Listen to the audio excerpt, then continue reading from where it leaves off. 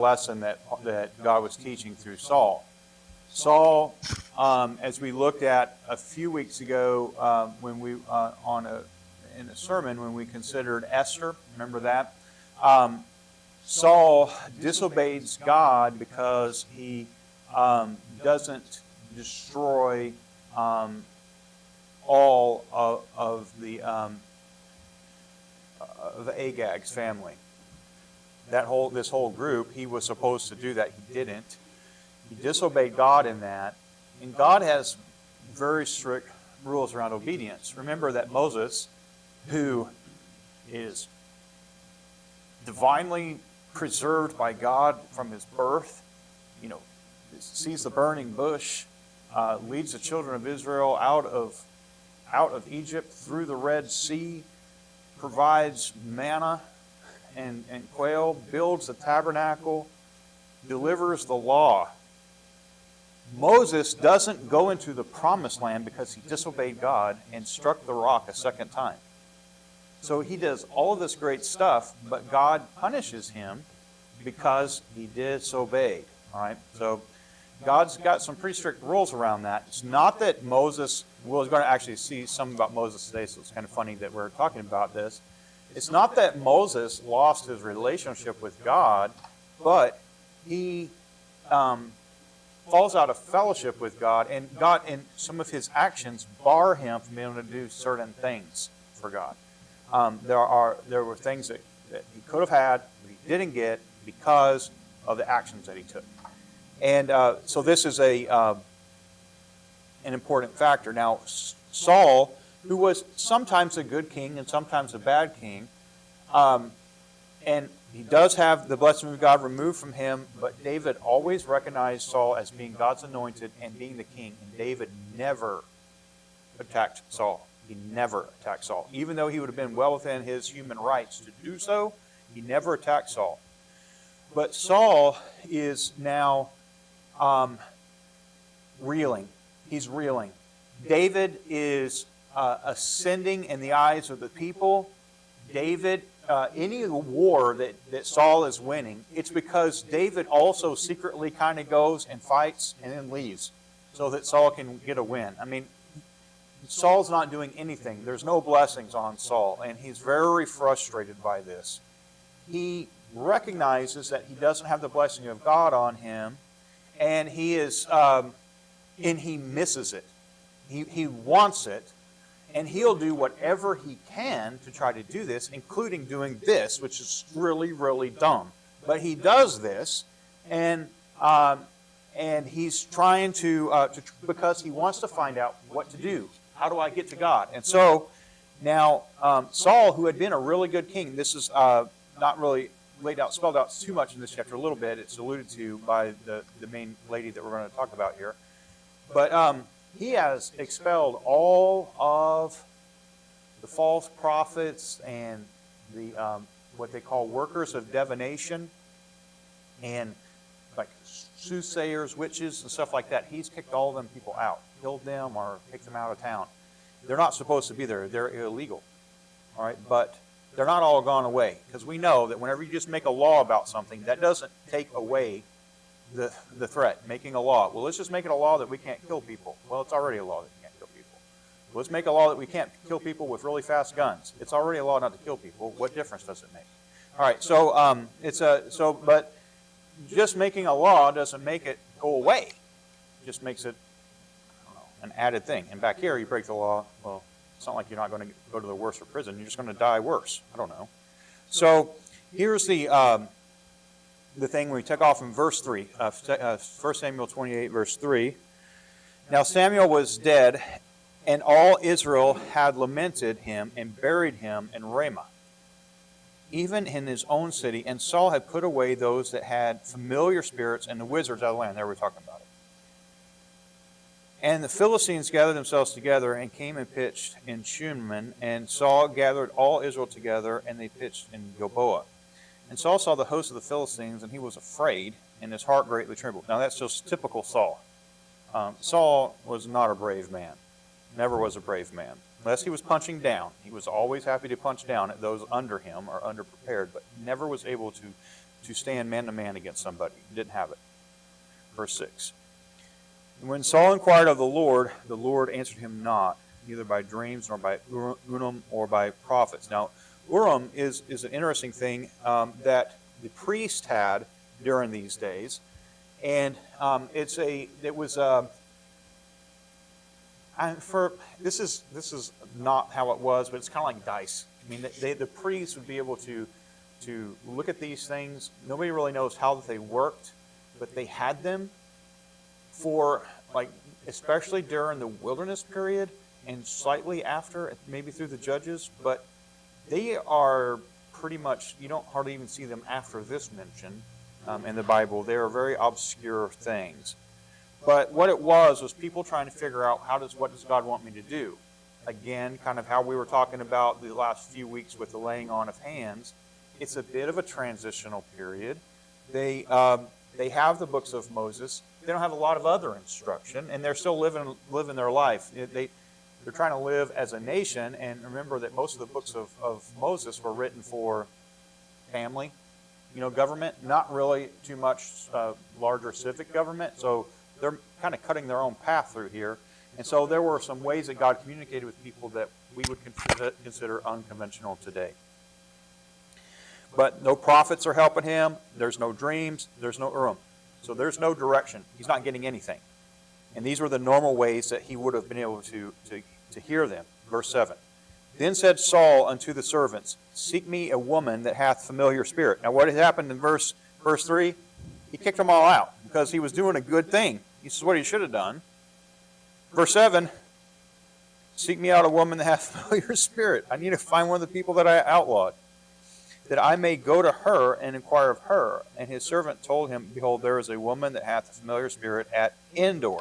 Now, some of you nerds, help me out. Where does this remind you of? Star Wars. What's Endor in Star Wars? Huh? What is it?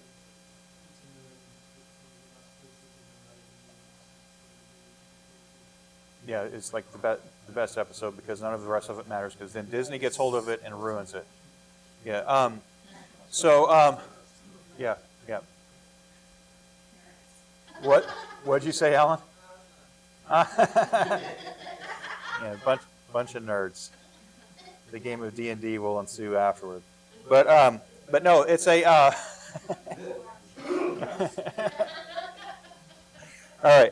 right. So. You bunch of nerds. But yes, there's this Endor, and I love that. That was like my favorite episode, especially when I was a kid. Now I like Empire Strikes Back more as an adult. But as a kid, I really liked Return of the Jedi, episode 6. And so, which was actually 3. We won't argue. But what happens on this moon up here, and George Lucas, who created this, it's not dumb. If you look at a lot of the things that he does, like the names of people, famously, Vader means father. None of us spoke German. No. It was like everything that he named and the stuff that he did was all on purpose. So they're up here fighting on Endor, and think about the little Ewoks, or the cute little guys running around in tree houses. They were like spiritual, though, right? They were worshiping C-3PO and all this sort of stuff. They were trying to find. And then also at the end of it, what happens? Luke, sitting around the fire, gets to see his father. Gets to see Anakin before he became Darth Vader. He sees Obi-Wan Kenobi. He sees all these people, these ones that had gone on before him, and he's looking around and he can see their spirits and talk to them. You think it was an accident that this was called Endor? Interesting, because we'll keep reading. This woman with the familiar spirit, she was in Endor, verse 8. And Saul disguised himself and put on other raiment. Now it sounds like Prince and a Pauper meets Star Wars, okay? He puts on other raiment and went, and 2 men with him, and they came to the woman by night. And he said, I pray thee, divine unto me the familiar spirit, and bring him up, whom I shall name unto thee. And the woman said unto him, Behold, thou knowest what Saul hath done, how he hath cut off those of familiar spirit and the wizards out of the land. Wherefore then layest thou a snare for my life to cause me to die? And Saul sware by her shall swear to her by the Lord, saying, As the Lord liveth, there shall no punishment happen to thee for this thing. Now, this is also fascinating. I mean, just nuts. But it's the sort of stuff that people do today. He's going to her to try to... She has a familiar spirit, which he knows is demonic, is evil. And he knows that it's against the law for him to do it. But he goes to her and swears by God, by Jehovah God, that she's going to be okay. Do you see like all of this convolution that's going on? We're going to talk about a little bit how people do this today in our world. Verse 11. Then said the woman unto him, Whom shall I bring up unto thee? And he said, Bring me up Samuel. Now remember, verse 3 we found Samuel was dead. Okay. Verse 12. And when the woman saw Samuel, she cried with a loud voice, and the woman spake to Saul, saying, Why hast thou deceived me, for thou art Saul? The king said unto her, Be not afraid, for what sawest thou? And the woman said unto Saul, I saw gods ascending out of the earth. And he said unto her, What form is he of? And she said, An old man cometh up, and he is covered with a mantle. And Saul perceived it was Samuel. And he stooped with his face to the ground and bowed himself. And Samuel said to Saul, Who says to Saul? What does the Bible say in verse 15? Samuel says to Saul, Why hast thou disquieted me to bring me up? And Saul answered and said, I am sore distressed, for the Philistines make war against me. And God is departed from me, and answereth me no more, neither by prophets nor by dreams. Therefore have I called thee, that thou mayest make known unto me what I should do. Then said Samuel, Wherefore then dost thou ask of me, saying, The Lord is departed from thee, and is become thine enemy? And the Lord hath done to him as he spake by me, for the Lord hath rent the kingdom out of thine hand, and given it to thy neighbor, even to David. Because thou obeyedest not the voice of the Lord, or executest his fierce wrath upon Amalek, therefore hath the Lord done this thing unto thee this day. Moreover, the Lord will also deliver Israel with thee into the hand of the Philistines. Tomorrow shalt thou and thy sons be with me. See that? Tomorrow you're going to be with me. You're going to be dead. And the Lord also shall deliver the host of Israel into the hand of the Philistines. Then Saul fell straightway all along the earth, and was sore afraid because of the words of Samuel, and there was no strength in him, for he had eaten no bread all day nor all night. So we can pause here because we've kind of satisfied the object that we're trying to discuss today. So here's the question. Here's the fun question. Are there ghosts?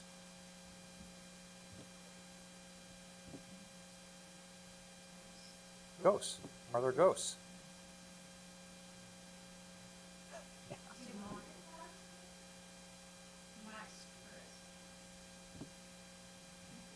Yeah, come on. I'm just listening.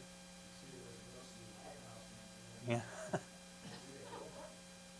There's one at my house that smells like cigarettes. Huh?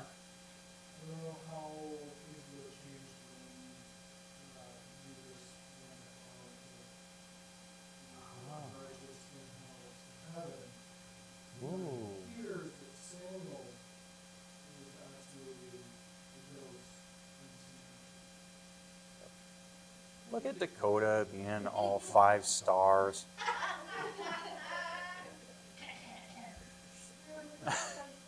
He really was listening. He really was. Yeah. All right.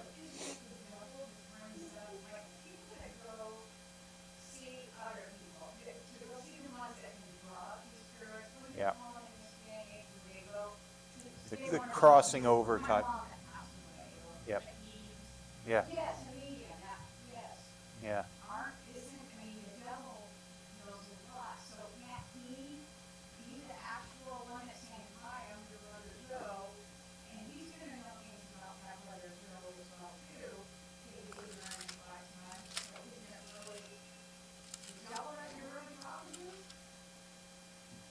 All right. Good question. Let's go to Mark chapter 9. Let's make a mess messier. I love to make messy messes. Yeah, Mark 9. That's what I said, but maybe I'm wrong. Hang on.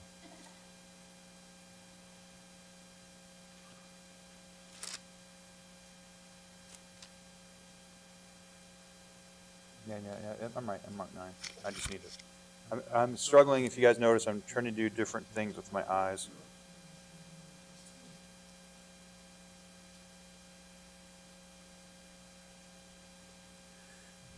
Mark 9, verse 2. Okay. And after 6 days, Jesus taketh with him Peter, James, and John, and leadeth them up into an high mountain apart by themselves, and was transfigured before them. And his raiment became shining exceedingly white as snow, so as no fuller on earth can white them. And there appeared unto them Elias with Moses, and they were talking with him. Peter answered and said to Jesus, Master, it is good for us to be here. Let us make 3 tabernacles, one for thee, one for Moses, one for Elias. For he wist not what to say, for they were sore afraid. I get that. He just started babbling off stuff. He didn't know what he was talking about. Verse 7. And there was a cloud that overshadowed them, and a voice came out of the cloud saying, This is my beloved Son, hear him. And suddenly, when they had looked around about, they saw no man anymore, save Jesus only, with themselves. So now then we have this event, and we see now Elias, that's Elijah. Here's a trick question. We'll barely go down this rabbit trail. We'll go down a little bit. Is Elijah dead?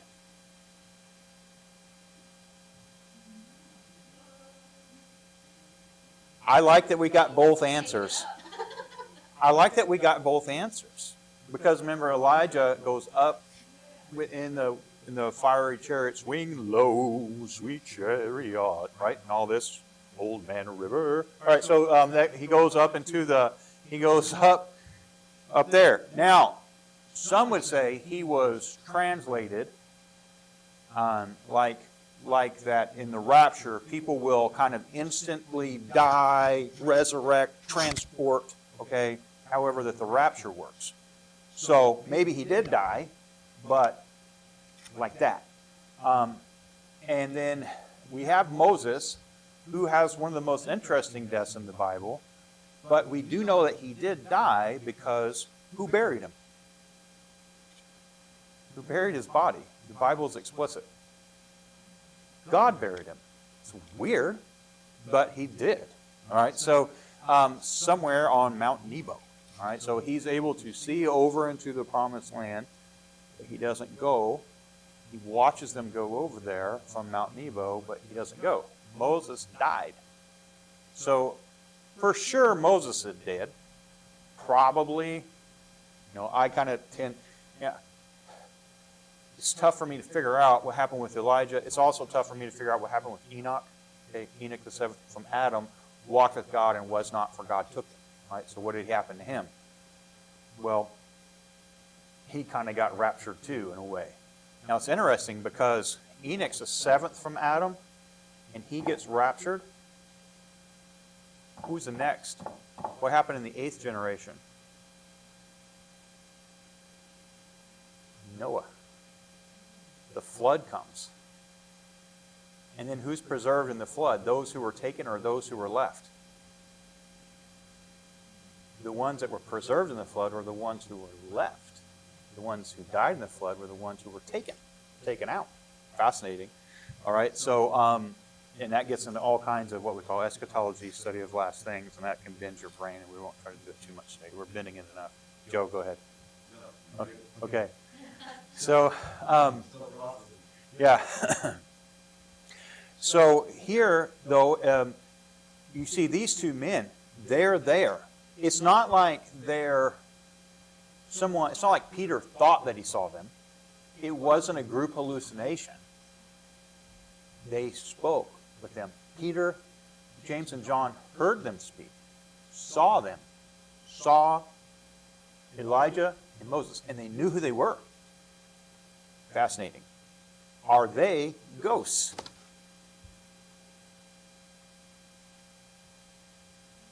Huh? In a way, I mean, like kind of how we use it today, they are, right? I mean, they're dead people who are materializing in the physical eyes of people. People saw them at this time. But Dakota, what hadn't happened by this point in time?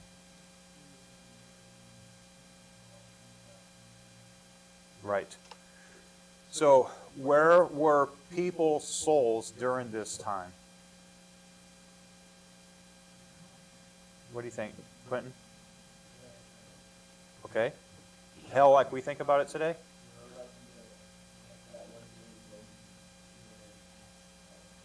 Okay. That covers a lot of ground because you asked a lot of questions. So go ahead, flesh it out. Flesh it out a little bit.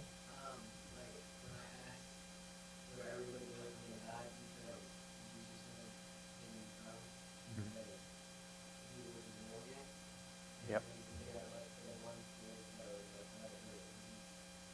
Okay.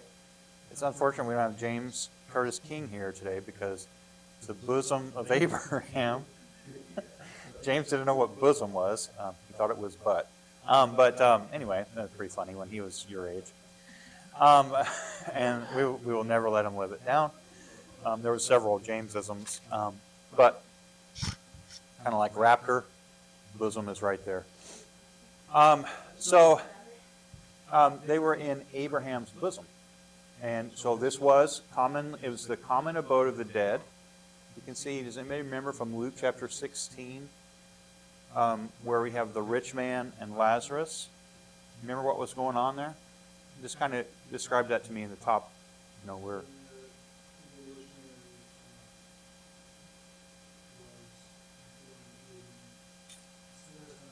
Mm-hmm.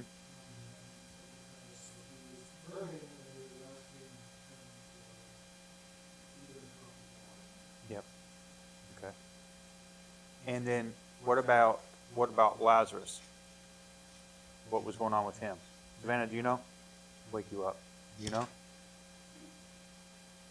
Okay, go ahead. What's going on with Lazarus at that time? Okay. Remember, who was Lazarus in the story? You know, Charity, who was Lazarus in the story? He was a beggar. Yep. And he got fed from the rich man's scraps. Mm-hmm. But now then he died. Now his body, they just chucked it in the garbage. There was a place called the Valley of Ganom. Okay? Ganom. You don't pronounce the G. And so they would take the trash, and including like when poor people died, they would just huck them out there into this big landfill. There was a constant fire burning, working through the landfill, not like a blaze, but kind of like Silent Hill. So there's just this fire going all the time, and that's where they would take and huck trash. And they took Lazarus' body and hucked it out there. Now Jesus uses this same analogy in Mark chapter 14, I believe it is, to make sure that I've got that. I didn't look at this before. It can't be 14.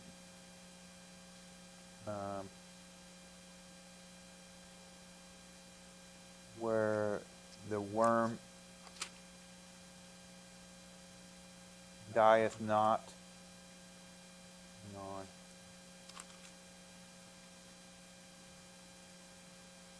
I might be able to find that. The reference is where their worm dieth not. Hang on a second, I'll try.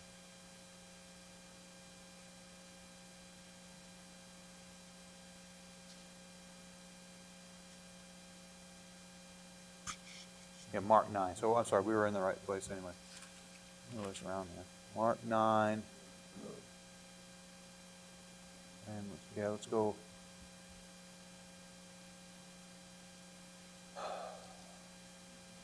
Yeah, I guess we can go into, let's go to 42.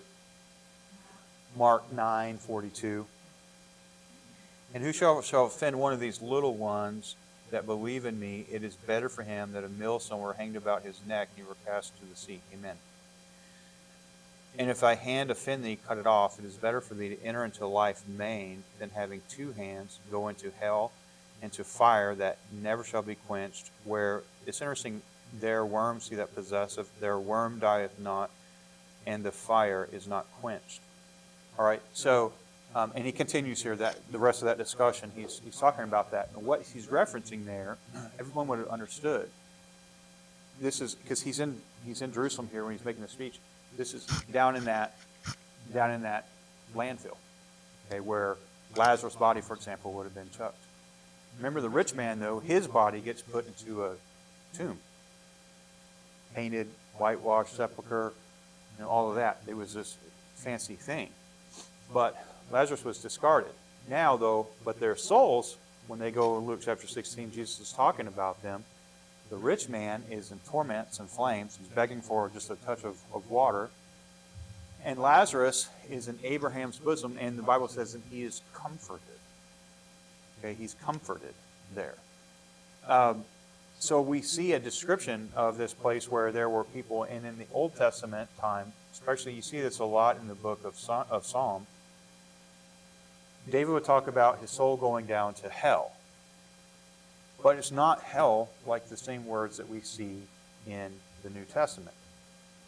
Okay, especially the more here where Jesus is talking about hell in Mark 9.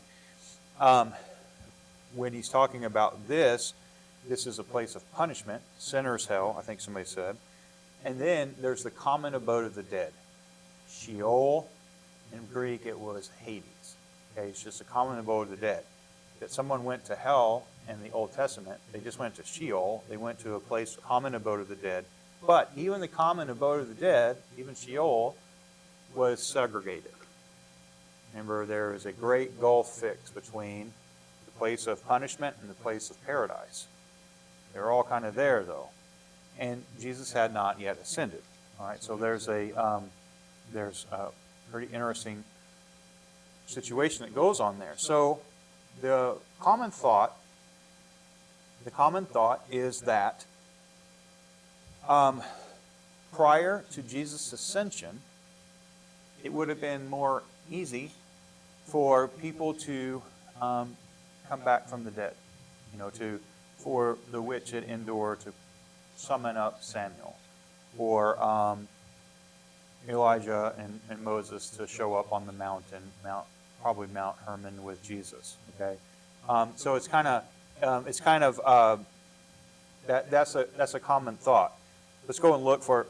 I'll give you some scriptural evidence for what Dakota's talking about, though, because he's right and Quentin's right. We look in. I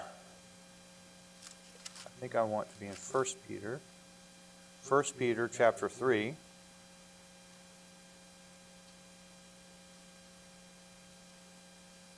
Start at verse 17.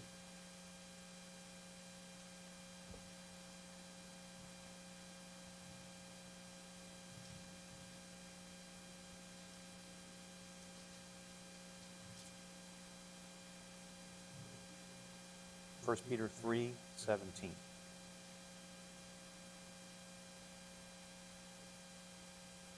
Okay. For it is better, if the will of God be so, that ye suffer for well-doing than for evil-doing.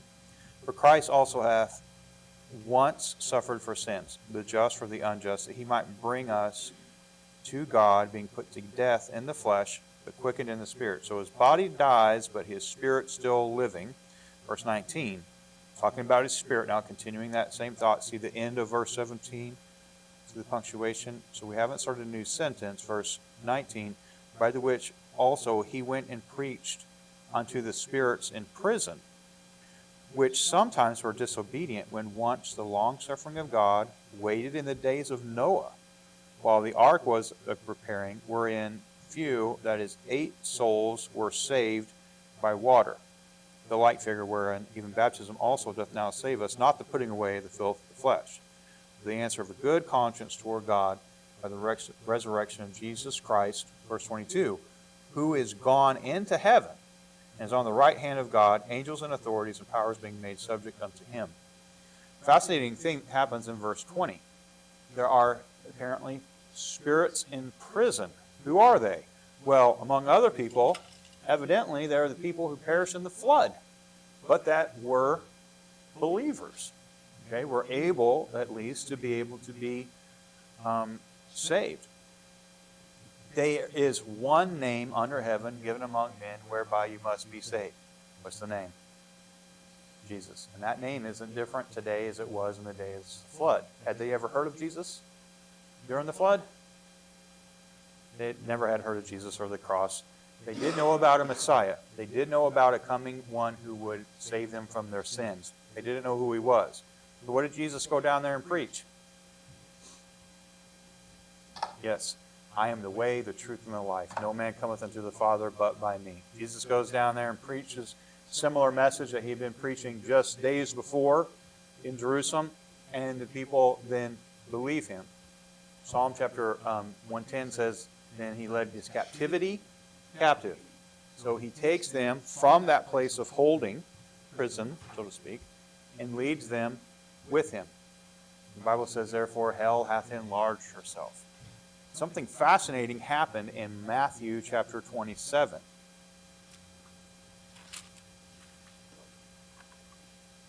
I'll tell you that there's a few people who really disagree with this teaching, but they cannot answer 1 Peter 3. They cannot answer what I'm about to show you from Matthew 27.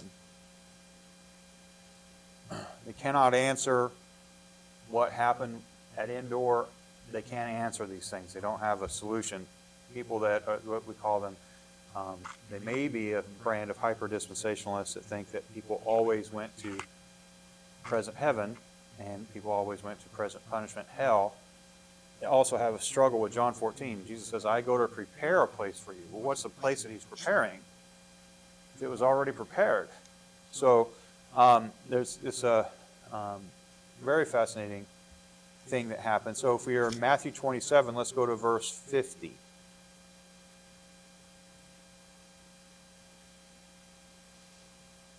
We're at the crucifixion now. Jesus, when he had cried again with a loud voice, yielded up the ghost. And behold, the veil of the temple was rent in twain from top to the bottom, and the earth did quake, and the rocks rent. Now, verse 52, you have to pay attention here because it's not the next thing that happened in sequence, but the inspiration of the Holy Spirit of God, I don't know why it got put here in this position. I'm not the textual critic to tell you that, but an important event also happened. I think what's happening is we have these physical signs that happened at the death of Christ, like the veil gets torn and all the rocks crack up, there's earthquake, there's darkness, and so along with telling these other physical things that happened at the death of Christ, then the author here continues verse 52.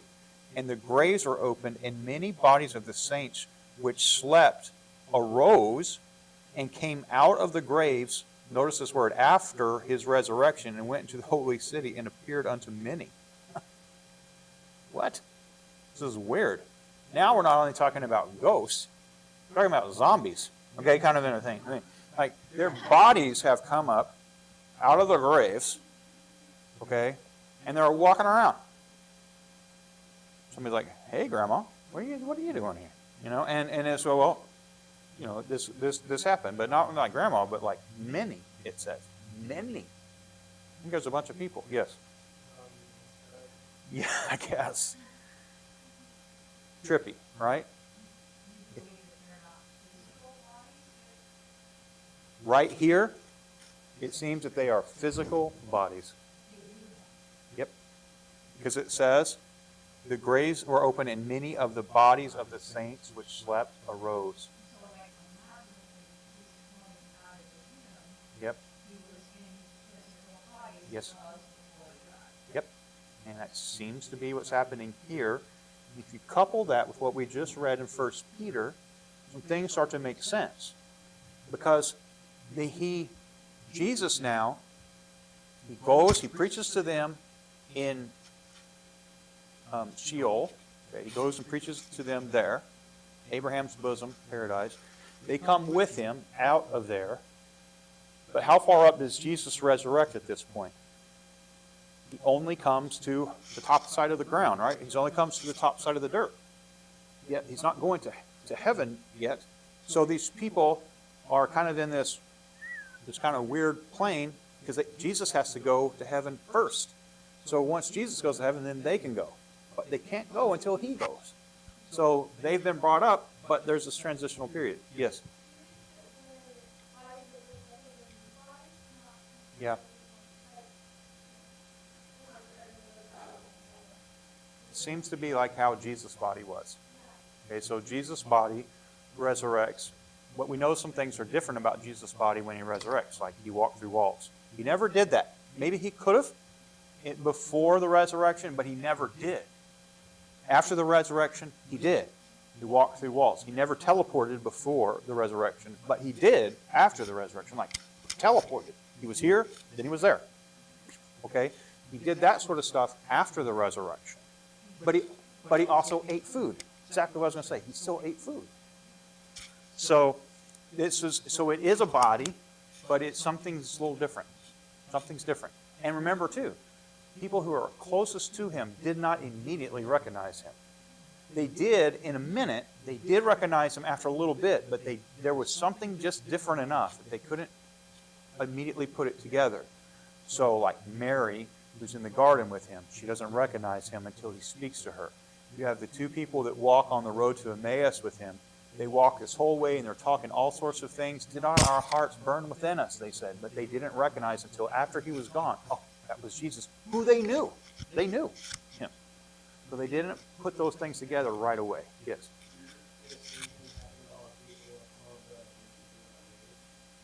Yeah, I think it's really likely that they were somehow similar to who they were, but not exactly the same, which is probably why there wasn't too much of a stir and uproar.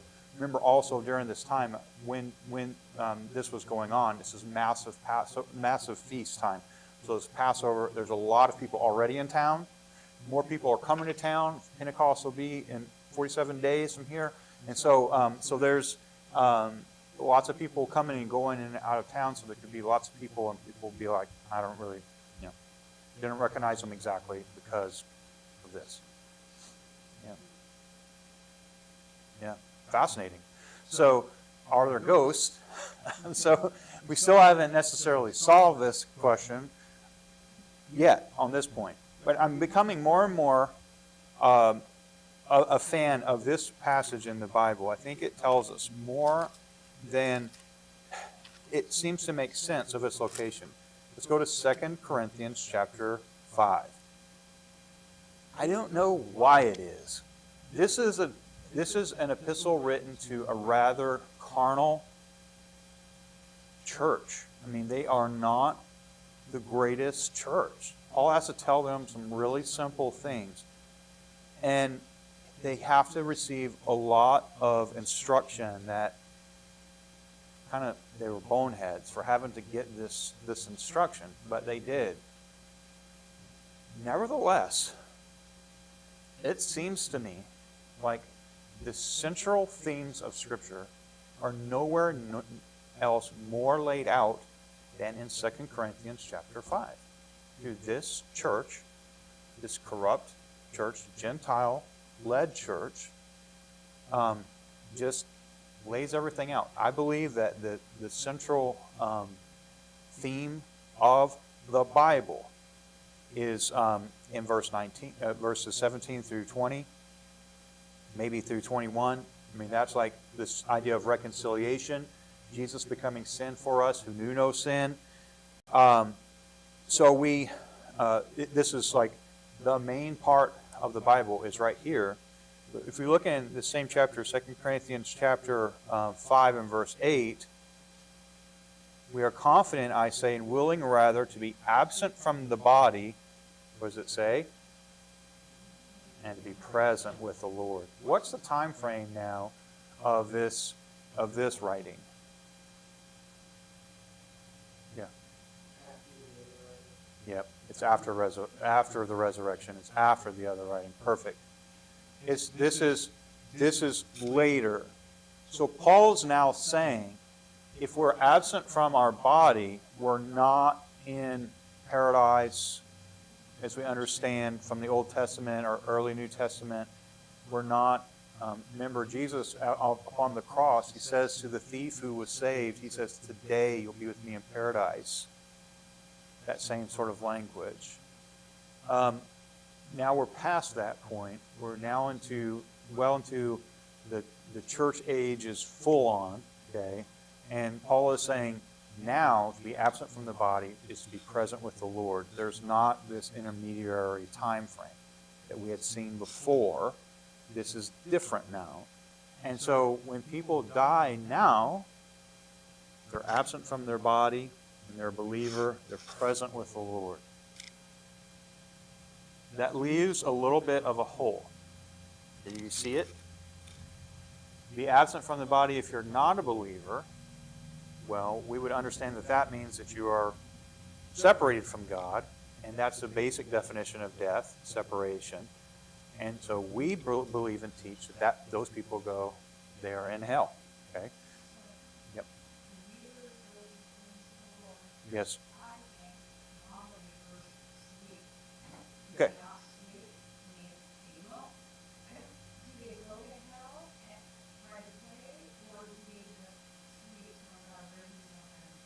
And then tries them.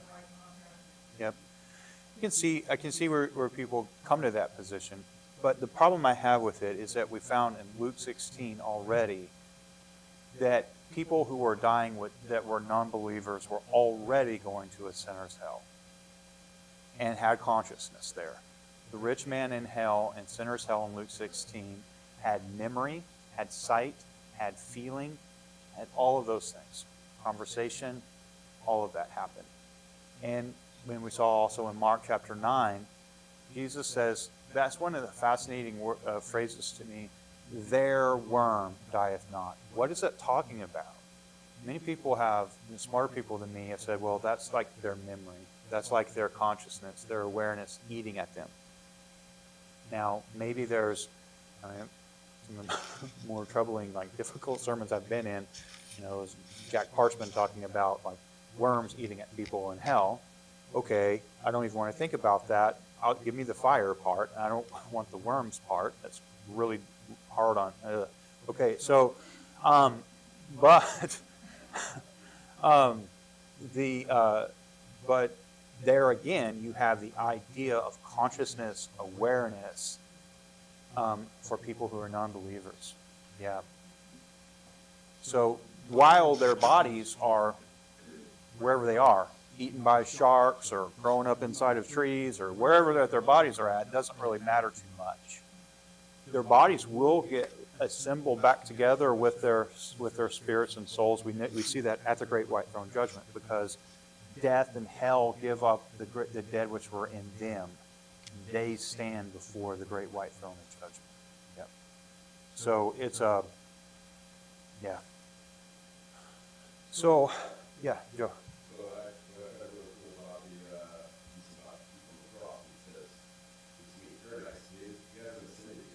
No. Yep. Nope. He's going to meet him up down there. Yep. He meets up with him, and he might be like the fastest turnaround in the whole place. And you can see that Abel's like, I've been waiting here for thousands of years. You just showed up and you get to go? Not fair. But so there's a yeah. But that's the that seems to be that situation. Now, there's another part that, well, I can't get into it too much here, but Leslie was on to a good point there. So what happens then? People are talking to mediums and stuff today. Well, in the book of Deuteronomy particularly, we are instructed, God's people are instructed, and this is why Saul made the decree that he made, and this is why what happened with the witch of Endor was bad. It was wrong, what happened there. What happened was because this was a divination. This is to seek after and to try to commune with what's called familiar spirits, or interestingly, in the book of Deuteronomy, there's actually an explicit instruction to not engage in something called necromancy. That is to try to commune with the dead. When I was a kid, teenager, we would always in youth group get told about, you can't listen to Alice Cooper because he was like, some of his music seemed to at least, like, well, one of his songs was Cold Alice, right? So that you weren't supposed to listen to him because he, like, some of his music, you might think, whether or not it did, it lended itself to, it might have been kind of that kind of weird, nasty stuff. Interestingly, Alice Cooper has since made a profession of faith. It's an interesting testimony if you wanted to watch that on YouTube. He and Glenn Campbell were together, and so it's a good testimony to listen to. But so that necromancy, that chasing after the dead, we're not supposed to do that. So when people do that stuff today, what they're actually engaging in is they're not contacting their long-lost loved one.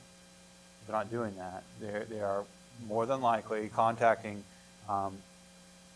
evil, eternal spirits who knew your long-lost loved one. They may have been personally engaged with them. Remember, I mean, we are very finite beings, so we know this much on history, but we're dealing with beings that have been here for all of history and that are very, very powerful. So they know our history better than we know our history.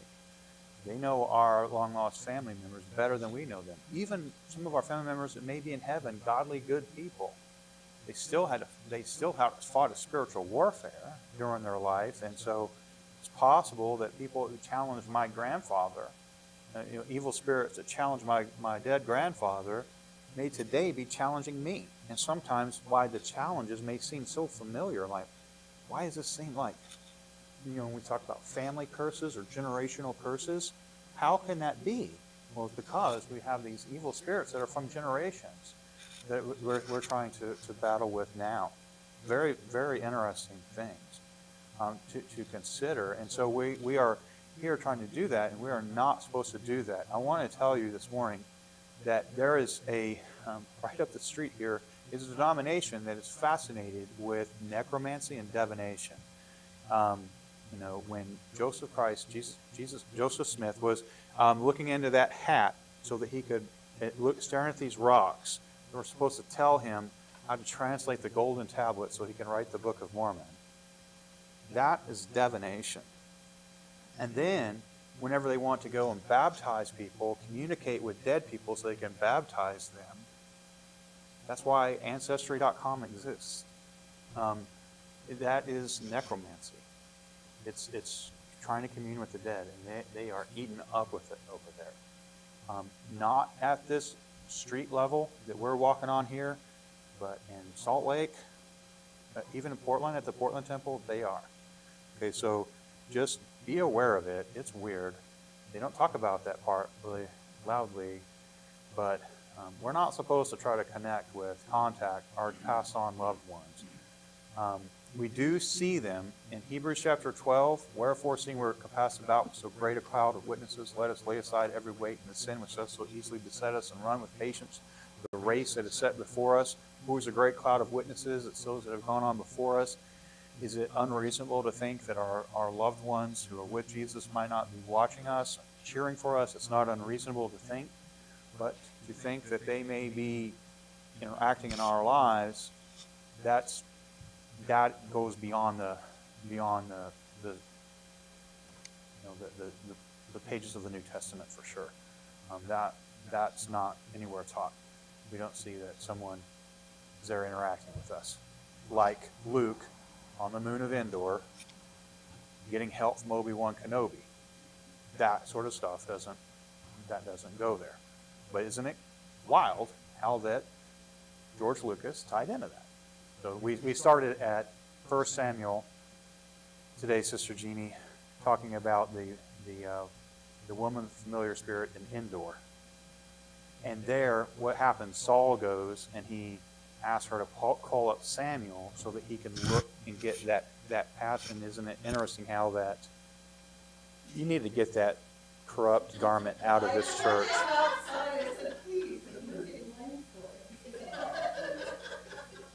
Babylonianish garment.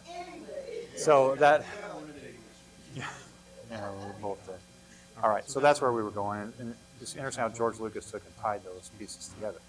Really, really neat. Okay. With that, then you guys just missed a great Bible study about are there ghosts, and we talked about George Lucas and all kinds of things. Yes.